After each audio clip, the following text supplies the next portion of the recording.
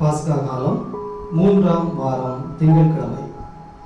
தம் ஆடுகளுக்காக உயிரை கொடுத்த, தமது மந்தைக்காக உளங்கனிந்து உயிரை கொடுத்த நல்லாயன் உயிர் தெழுந்தார். அல்லேலூயா. தந்தை மகன் தூய ஆவியாரின் பெயராலே ஆண்டவராகிய இயேசு கிறிஸ்துவின் அருளும் கடவுளின் அன்பும் தூய ஆவியாரின் நட்புறவும் உங்கள் அனைவரோடும் இருப்பதாக. இயேசுவின் நல்லவர்களே, ஆண்டவருடைய அன்பு நிறைந்த குழந்தைகளை ஆண்டவருடைய பாதத்திலே இந்த நாளை ஒப்புக் கொடுப்போம். உயிர்த்த ஆண்டவருடைய அன்பும் அருளும் நம்மை நிரப்ப வேண்டும் என்பதற்காக ஜெபிப்போம். தடையாக இருக்கிற குற்றம் குறைகளை நினைத்து மனவருந்தி மன்னிப்பு கேட்போம்.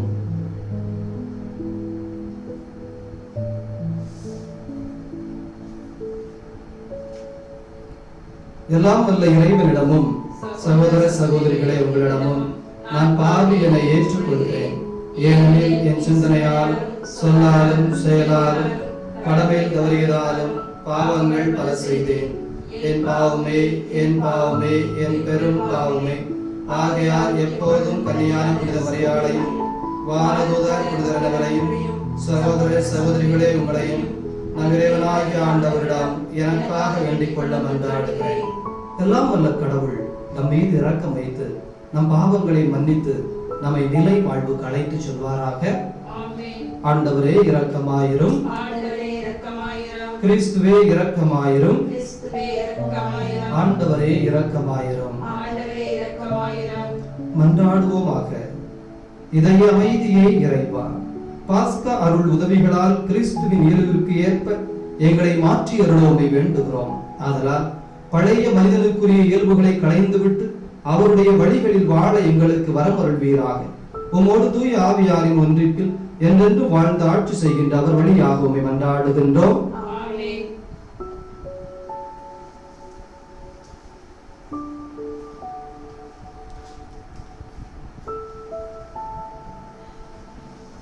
முதல் வாசகம்.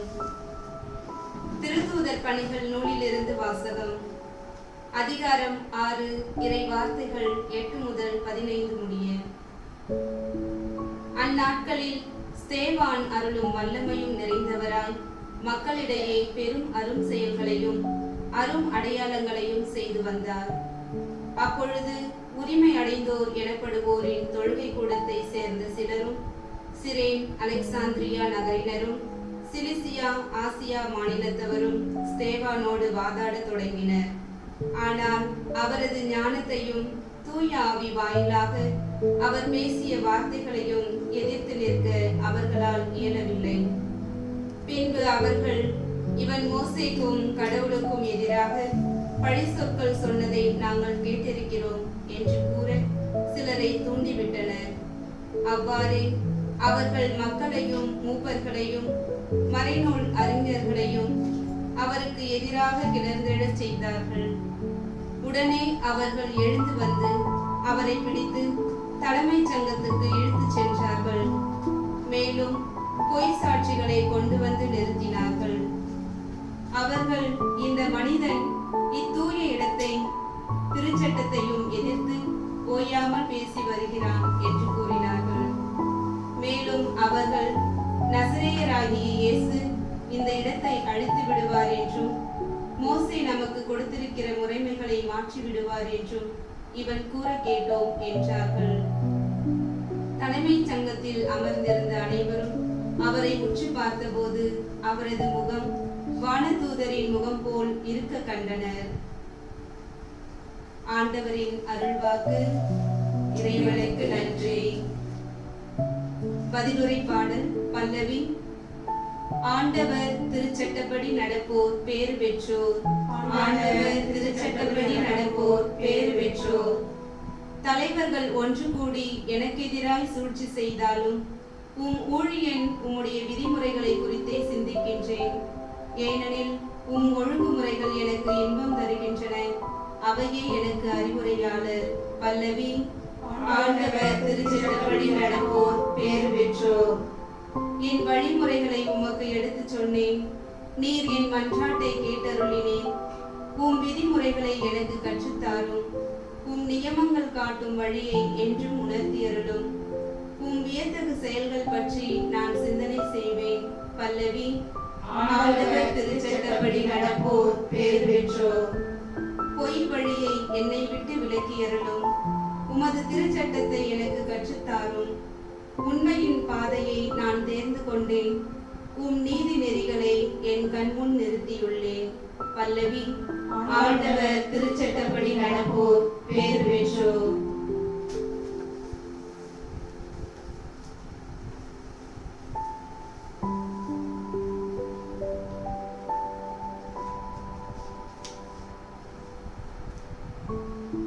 அல்லேலூயா, அல்லேலூயா, அல்லேலூயா. மனிதர் அப்பத்தால் மட்டுமல்ல, மாறாக கடவுளின் வாய்ச்சொல் ஒவ்வொன்றாலும் வாழ்வர். அல்லேலூயா. ஆண்டவர் உங்களோடு இருப்பாராக. தூய யோவான் எழுதிய தூய நற்செய்தியிலிருந்து வாசகம். யோவான் எழுதிய தூய நற்செய்தி 6வது அதிகாரம். ஆண்டவருடைய வார்த்தைகள் 22 முதல் 29 முடிய. இயேசு 5000 பேருக்கு உணவளித்தபின் சீடர்கள் புறப்பட்ட கரையிலேயே மறுநாளும் மக்கள் கூட்டமாய் நின்று கொண்டிருந்தார்கள். முந்தின நாள் ஒரு படகை தவிர வேறு படகு எதுவும் அங்கு இல்லை என்பதையும், அதில் இயேசுவின் சீடர்கள் மட்டுமே போனார்களே அன்றி இயேசு அவர்களோடு அப்படகில் ஏறவில்லை என்பதையும் அவர்கள் கண்கூடாக பார்த்திருந்தார்கள். அப்போது ஆண்டவர் கடவுளுக்கு நன்றி செலுத்தி கொடுத்த உணவை மக்கள் உண்ட இடத்திற்கு அருகில் திபேரியாவிலிருந்து படகுகள் வந்து சேர்ந்தன. இயேசுவும் அவருடைய சீடரும் அங்கு இல்லை என்பதை கண்ட மக்கள் கூட்டமாய் அப்படகுகளில் ஏறி இயேசுவை தேடி கப்பர்நகூமுக்கு சென்றனர். அங்கு கடற்கரையில் அவர்கள் அவரை கண்டு, ரபி, எப்போது இங்கு வந்தீர் என்று கேட்டார்கள். இயேசு மறுமொழியாக, நீங்கள் அருமடையாளங்களை கண்டதால் அல்ல, மாறாக அப்பங்களை வயிறார உண்டதால் தான் என்னை தேடுகிறீர்கள் என உறுதியாக உங்களுக்கு சொல்கிறேன். அழிந்து போகும் உணவுக்காக உழைக்க வேண்டாம், நிலை வாழ்வு தரும் அழியாத உணவுக்காகவே உழையுங்கள். அவ்வுணவை மானிட மகன் உங்களுக்கு கொடுப்பார். ஏனெனில் தந்தையாகிய கடவுள் அவருக்கே தம் அதிகாரத்தை அளித்துள்ளார் என்றார். அவர்கள் அவரை நோக்கி, எங்கள் செயல்கள் கடவுளுக்கு ஏற்றவையாக இருப்பதற்கு நாங்கள் என்ன செய்ய வேண்டும் என்று கேட்டார்கள். இயேசு அவர்களை பார்த்து, கடவுள் அனுப்பியவரை நம்புவதே கடவுளுக்கு ஏற்ற செயல் என்றார். ஆண்டவரின் அருள்வாக்கு. நற்செய்தி வாக்கினால் நம் பாவங்கள் அகல்வனவாக. இயேசுவில் நல்லவர்களே, ஆண்டவருடைய அன்பு நிறைந்த குழந்தைகளே, இதோ இயேசு கிறிஸ்து உயிர்த்த 3வது வாரத்திற்குள் நாம் நுழைகின்றோம். கடந்த வாரம் முழுவதும் மேல் நோக்கு, இறை இயல்பு நமக்குள் இருக்கின்ற மேல் நோக்கு, எனவே இறை இயல்பை வளர்த்தெடுப்பதற்கு நாம் என்ன செய்ய வேண்டும் என்பதை ஆழமான முறையிலே தியானித்து சிந்தித்தோம். இறை இயல்பினுடைய தன்மைகள் என்ன, அவைகள் எவ்வளவு வலு குறைந்தது போல் தோன்றினாலும் இறுதி வரை வாழ்ந்து கொண்டிருக்கின்ற தன்மை படைத்ததாக இருக்கிறது, அவற்றை சிறிது சிறிதாக நாம் எப்படி பயிற்சி படுத்த வேண்டும் என்பதெல்லாம் சிந்தித்தோம். இந்த வாரம் முழுவதும் நமக்கு கொடுக்கப்பட்டிருக்கிற வாசகங்கள், கடந்த வாரம் சீடர்கள் சரி, அவர்கள் இயேசுவோடு இருந்தவர்கள், எனவே அந்த அனுபவத்தை தன் அனுபவமாக மாற்ற முயற்சி செய்தார்கள். எனவே அந்த இறை அனுபவம் அவர்களுக்கு கண்கூடாக கண்டதையும் கேட்டதையும் எப்படி தெரிவிக்காமல் இருக்க முடியும் என்று சொன்னது. நாமெல்லாம் இயேசுவை காணாதவர்கள், அவரோடு தொட்டு உறவாடுகிற, பேசுகிற, அவரோடு நடந்து போகிற, கரம் பிடித்து இருக்கின்ற, அவரை முகமுகமாய் தரிசிக்கின்ற வாய்ப்பில்லாதவர்கள். 2000 ஆண்டுகள் ஆயிற்று. நமக்கு யார் முன்னுதாரணமாக இருக்க முடியும்? எதை முன்னுதாரணமாக கொண்டு நாம் இந்த அனுபவங்களை, உயிர்ப்பின் அனுபவங்களை பெற்றுக்கொள்ள முடியும் என்பதற்கு இந்த 3வது வாரத்திலே முடியப்பர் என்று சொல்லப்படுகிற ஸ்தோஃபான் முதல் வேத சாட்சி நமக்கு இன்றிலிருந்து வரிசையாக வாசிப்பதற்கு கொடுக்கப்பட இருக்கிறார். முதலாவது, நம்புதல் என்பது வாதங்களுக்கு அப்பாற்பட்டது. வாதிக்கின்ற மனம் வாதத்திலேயே மகிழ்ச்சி அடைந்து விடுகிறதை தவிர அதனுடைய உட்பொருளை அனுபவிப்பதில்லை. எனவேதான் கண்டவர் வெண்டிலர், வெண்டவர் கண்டிலர் என்று சொல்வார்கள். கண்டலை பெரும்பாலும் யாரும் பெரிதாய் சொல்வதில்லை. அரைகுடம் கூத்தாடுகிறது. தெரியாதவர்கள் தெரிந்தது போல் பேசுகிறார்கள், தெரிந்தவர்கள் அமைதியாக இருக்கிறார்கள் என்று. அமைதியாக இருத்தல் அனுபவித்தலின் முதல் படி. அந்த அமைதியாக இருக்கின்ற பொழுதே நம்பிக்கையோடு அமைதியாக இருத்தல் என்பது இந்த அனுபவத்தினுடைய முதல் படி. எனவே இந்த நாளில் குறிப்பாக இந்த ஸ்தோபானை அவர்கள் பார்த்த பொழுது இதோ அவருடைய முகம் வானதூதரின் முகத்தை போல இருக்க கண்டார்கள். பிரியமானவர்களே, நன்மையான அனுபவம் உள்நோக்கி வர வர, மேன்மையான அனுபவம் நம்மை நிரப்ப நிரப்ப, மேல் நோக்குகின்ற இறை ஆசீர் நம்மை நிரப்ப நிரப்ப நம்முடைய முகம் பிரகாசம் அடையும். அகத்தின் அழகு முகத்தில் தெரியும். யாருடைய முகம் எப்போதும் ஒரு வகையான பிரகாச தன்மையை நோக்கி நகர முடிகிறதோ அவர் இறைவனை அனுபவித்திருக்கிறார் என்பதற்கு அதுவே சாட்சியாக இருக்கிறது. இயேசு கிறிஸ்து சிலுவையில் தொங்கிக் கொண்டிருக்கிறார். இத்தகைய சிலுவையில் தொங்கிக் கொண்டிருக்கின்ற பொழுதும் அவருடைய முகம் பிரகாசத்தோடு இருந்தது. இதை பார்த்துத்தான் அங்கிருந்தவர்கள், ஆகா, இவர் இறைமகன் அல்லவா என்று சொன்னார்கள். சின்ன சின்ன துன்பத்திற்கும் துயரத்திற்கும் எவ்வளவு புலம்பல் நாம் புலம்பி விடுகிறோம். சின்ன வலி, சின்ன வேதனை ஏற்பட்டால் கூட நாம் அதை எவ்வளவு பெரிதுபடுத்தி விடுகிறோம். தியாகம் என்று வருகிற பொழுது நம்மால் அதை நினைத்து கூட பார்க்க முடிவதில்லையே. சின்ன சின்ன காரியங்களில் வீழ்ந்து போகிறோமே. இயேசு கிறிஸ்து எத்தகைய சிலுவை நேரத்திலும் அத்தகைய அகத்தை வெளிக்காட்டினார் என்பதை கடந்த 40 நாட்கள் இந்த தவ காலத்திலே நாம் உண்மையாய் தியானித்திருந்தால் இந்த வாரத்திலே நம்பிக்கையோடு இருப்போம். எந்த சூழ்நிலையிலும் அசராது இருப்போம்.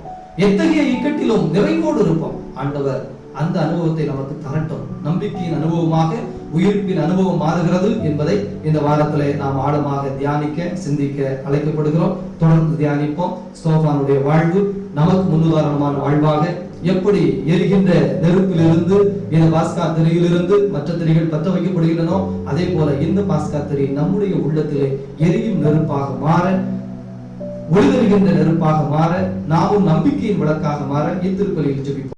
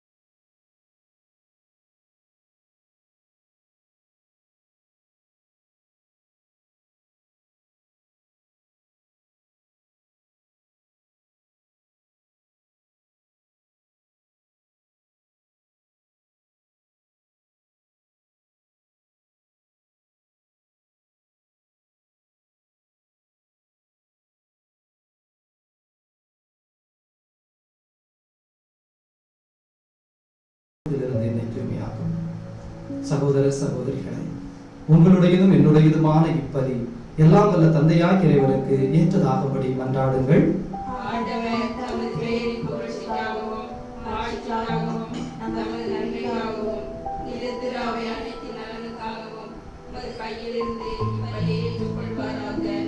இதய அமைதியே இறைவா, இப்பலியின் காணிக்கைகளோடு எங்கள் வேண்டல்கள் உம்மை நோக்கி எழுவதுவாக. இவ்வாறு நாங்கள் உமது மேன்மையால் தூய்மையாக்கப்பட்டு உமது பேரிரக்கத்தின் அருள் அடையாளங்களை பெற்றுக்கொள்ள தகுதி பெறுவோமாக. எங்கள் ஆண்டவராகிய கிறிஸ்து வழியாக உம்மை மன்றாடுகிறோம். ஆண்டவர் உங்களோடு இருப்பாராக.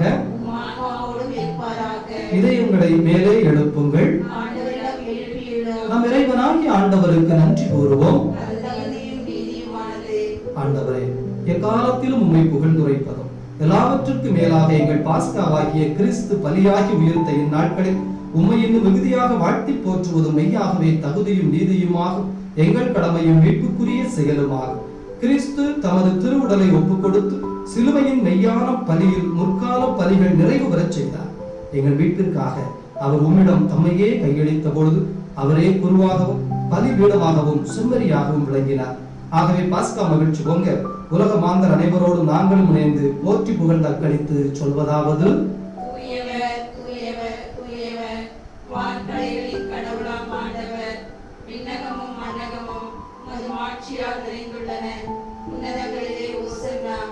ஆண்டவர் பெயரால் வருகிறவர் ஆசி பெற்றவர், உன்னதங்களிலே ஓசன்னா. இதை அமைதியே இறைவா. நீர் மெய்யாகவே தூயவர், தூய்மை அனைத்திற்கும் ஊற்று.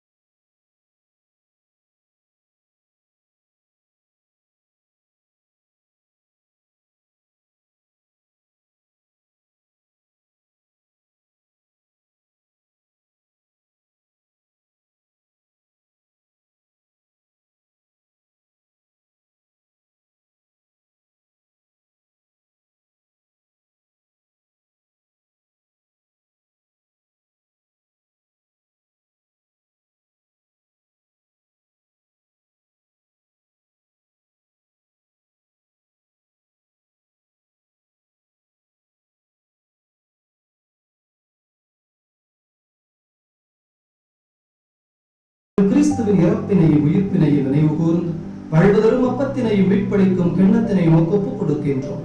உன் திருமுன் நின்று ஊழியம் புரிய தகுந்தவர்களை எங்களை ஏற்றுக்கொண்டு எனவே உமக்கு நன்றி செலுத்துகின்றோம். மேலும் கிறிஸ்துவின் உடலிலும் இரத்தத்திலும் பங்கு கொள்ளும் எங்களை தூய ஆவியானவர் ஒன்று சேர்க்க வேண்டும் என உம்மை தாழ்மையுடன் மன்றாடுகிறோம். ஆண்டவரே, உலகம் முழுவதும் பரவி இருக்கும் ஒரு திரு அவையை நினைவு கூர்ந்தருளும். எங்கள் திருத்தந்தை பிரான்சிஸ், எங்கள் ஆயர் அந்தோணிசாமி, எல்லா திருநிலையினர் ஆகிய அனைவரோடும் உமது திரு அவை அன்பில் நிறைவு பெறச் செய்தருளும். உயிர் தொழுவோம் என்கின்ற எதிர்நோக்குடன் துயில் கொள்ளும் எங்கள் சகோதர சகோதரிகள் அனைவரை ஒளி நிறைந்த உம் திருமுன் ஏற்றுக்கொள்ளும் எங்கள் அனைவர் மீதும் இரக்கமாயிரும். கடவுளின் கன்னித்தாயான புனித மரியம், அவருடைய கணவரான புனித யோசேப்பு, புனித திருத்தூதர்கள், இவ்வுலகில் உகந்தவராய் இருந்தோர் ஆகிய புனிதர் அனைவருடனும் நாங்கள் நிலை வாழ்வில் பங்கு கொள்ளும் தகுதி பெற்று உம் திருமகன் இயேசு கிறிஸ்து வழியாக உம்மை புகழ்ந்தேத்து வரம்பருட உம்மை மன்றாடுகிறோம். இவர் வழியாக இவரோடு இவரில் எல்லாம் வல்ல இறைவனாகிய தந்தையே, தூய ஆவியாரின் ஒன்றிப்பில் எல்லா புகழும் ஆட்சியும் என்றென்று உமக்கு உரியதே. நம் ஆண்டவர் இயேசு கிறிஸ்து நமக்கு ஜெபிக்க கற்றுக் கொடுத்தார். அனைவரும் இணைந்து உற்சாகத்தோடு ஜெபிப்போம். விண்ணுலகில் இருக்கிற எங்கள் தந்தையே, உமது பெயர் தூயதென போற்றப்படுக. உமது ஆட்சி வருக. உமது திருவிழம் விண்ணுலகில் நிறைவேறுவது போல மண்ணுலகிலும் நிறைவேறுக.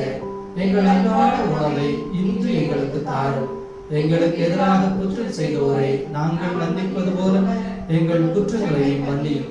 எங்களை சோதனைக்கு உட்படுத்தாதையும் தீமையிலிருந்து எங்களை ரட்சித்தருளும். ஆண்டவரே, தீமை அனைத்திலும் இருந்தும் எங்களை விடுவித்து எங்கள் வாழ்நாளில் அமைதியை கனிவுடன் அருளும் உம்மை மன்றாடுகிறோம். உமது இரக்கத்தின் உதவியால் நாங்கள் பாவத்திலிருந்து எப்போதும் விடுதலை பெற்று யாதொரு கலக்கமும் இன்றி நலமாய் இருப்போமாக. நாங்கள் எதிர்நோக்கி இருக்கும் பேரின்பத்திற்காகவும் மீட்பராகிய இயேசு கிறிஸ்துவின் வருகைக்காகவும் காத்திருக்கின்றோம்.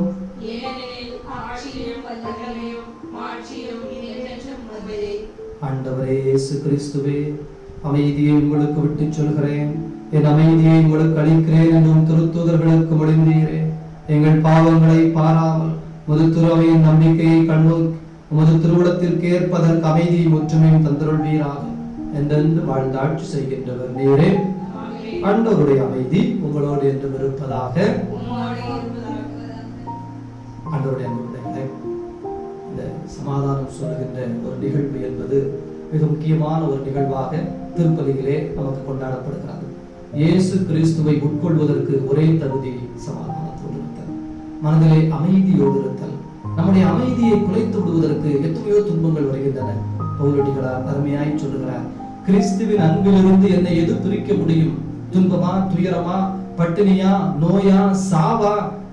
எதுவும் என்னை பிரிக்க முடியாது. ஆனால் நம்மோடு இருப்பவர்களிடமிருந்து நம்மை எதெல்லாம் பிரித்து விடுகிறது பாருங்கள். இந்த நாட்களிலே நாம் ஒன்றோடு ஒன்று இருந்து கொண்டிருக்கிறோம். ஒருவர் முகத்தை ஒருவர் அடிக்கடி பார்த்து கொண்டிருக்கிறோம். எத்தனை மனக்கசப்புகள், ஒருவருக்கு ஒருவராக எதிராக எத்தனை வகையான புலம்பல்கள், முணுமுணுப்புகள், ஏற்றுக்கொள்ள முடியாமை, பொறுத்து கொள்ள முடியாமை, அதனால் ஏற்படுகிற மனபாரங்கள், அதனால் ஏற்படுகிற வாக்குவாதங்கள், சண்டை சச்சரவுகள். சமாதானம் இந்த நேரம் நமக்கு ஆசீர்வாதமாக கொடுக்கப்படட்டும்.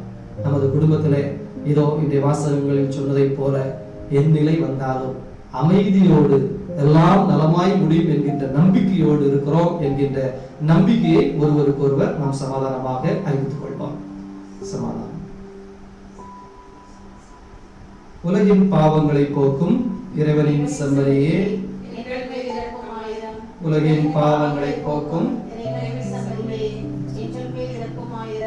உலகின் பாவங்களை போக்கும் இறைவனின் செம்மறியே, எங்களுக்கு அமைதியை அளித்தருளும்.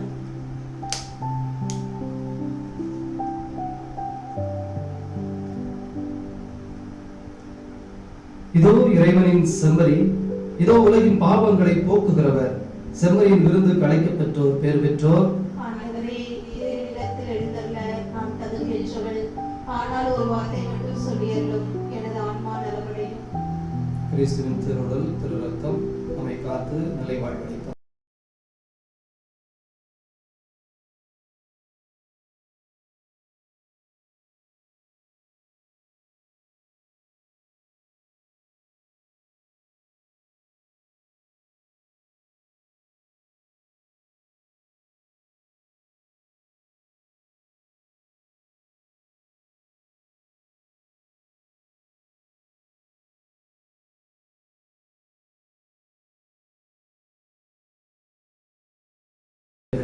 அப்படியே ஒரு நிமிடம் கண்களை மூடி நம்முடைய இதய பகுதியிலே கரம் குவித்து நாம் இந்த நேரத்திலே ஜெபிப்போம்.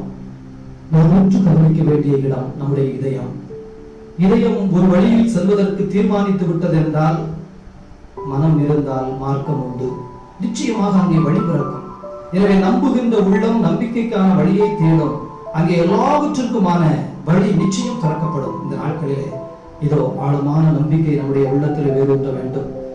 இயேசுவின் இறப்பிற்கு பின்னால் அங்கே உயிர்ப்பு இருந்தது என்று சொன்னால், அத்தகைய 3 நாள் துன்பத்திற்கு பின்னால் இத்தகைய பேரானந்த பெருமகிழ்ச்சி இருந்தது என்று சொன்னால், நம்முடைய எல்லா துன்பங்களும் நிச்சயம் வெற்றியும் முடியும். நம்பிக்கையோடு கூடிய துன்பம் வெற்றியை தருகிறது.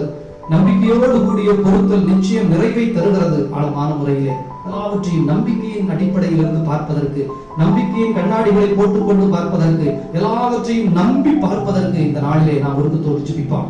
இந்த நேரத்திலே நம் ஆண்டவர் நம்ம உள்ளே எழுந்தருளி வந்திருக்கிற அந்த தெய்வம் நம்மை நிறைவாக ஆசீர்வதிக்க, நம்முடைய அவருடைய பிரசன்னம் முழுமையாக வெளிப்பட, நம்முள் அவரை நாம் எத்தனை முறை தொட்டோம், எத்தனை முறை அனுபவித்தோம், எத்தனை முறை உட்கொண்டோம், நம்முள் சென்றவர் முழுமையான முறையிலே நமக்குள் இருந்து வல்லமையோடு செயலாற்ற அந்த தெய்வம் நமக்குள் சென்றது உண்மை என்று சொன்னால், இதோ உள்ளுக்குள் அவர் வல்லமையோடு செயலாற்றி கொண்டிருப்பது உண்மை என்று சொன்னால், நமக்குள் இருக்கிற அந்த இறை இயல்பு மேன்மையாய் நம்முடைய முகத்திலே இந்த நாட்களில் துளிர்விட வேண்டும். நமது வீட்டில் இருப்பவர்கள் யாரை பார்த்தாலும், ஒரு நாளில் எத்தனை முறை பார்த்தாலும் முகமலர்ச்சியோடு சிரிப்போடு நாம் அவர்களை சந்திப்போம் என்பதை இந்த நேரத்திலே நம்முடைய முன் நெத்தியிலே, முன் மனத்திலே, முன் மூளையிலே பதிவு செய்து கொள்வோம். சிரித்துக் கொண்டே இருக்கின்ற, புன்னகையோடு இருக்கின்ற, இலவசமாய் நாம் பிறருக்கு கொடுக்கக்கூடிய மிகப்பெரிய சொத்து இந்த புன்னகை என்பதை உணர்ந்தவர்களாக நமது வீட்டில் எப்போதும் ஒரு புன் சிரிப்பு நமது முகத்தில் தவற நான் இருப்பேன் என்கின்ற அந்த எண்ணத்தை இந்த நேரத்திலே நம்முடைய உறுதிப்பாடாக்குவோம். ஆண்டவர் நம்மை நிறைவாக ஆசீர்வதிக்கட்டும். ஒவ்வொரு படியாக எடுத்து வைப்போம். நிச்சயம் உயிர்ப்பின் அனுபவம் நம்முடைய அனுபவமாய் மாறும். ஆமென். மன்றாடுவோமாக. என்றும் வாழும் எல்லாம் வல்ல இறைவா, கிறிஸ்துவின் உயிர்ப்பால் நிலை வாழ்வுக்கு எங்களை புதுப்பித்தீர். பாஸ்கா அருளடையாளத்தின் கனிகளை எங்களில் பெருகச் செய்து எங்கள் உள்ளங்களில் மீட்பளிக்கும் உணவின் ஆற்றலை பொழிந்தருள்வீராக. எங்கள் ஆண்டவராகிய கிறிஸ்து வழியாக உம்மை மன்றாடுகிறோம். யோவான் நற்செய்தி 14வது அதிகாரம் 27வது வசனம். அமைதியை உங்களுக்கு விட்டுச் செல்கிறேன், என் அமைதியையே உங்களுக்கு அளிக்கிறேன். நான் உங்களுக்கு தரும் அமைதி உலகம் தரும் அமைதி போன்றது அல்ல என்கிறார் ஆண்டவர். அல்லேலூயா. ஆண்டவர் உங்களோடு இருப்பாராக. எல்லாம் வல்ல கடவுள் தந்தை, மகன், தூய ஆவியார் உங்கள் அனைவரையும் நிறைவாக ஆசீர்வதிப்பாராக. உயிர்த்த கடவுளின் உண்மை பிள்ளைகளாக சென்று வாருங்கள். பேரின்பம் தொடர்வதாக.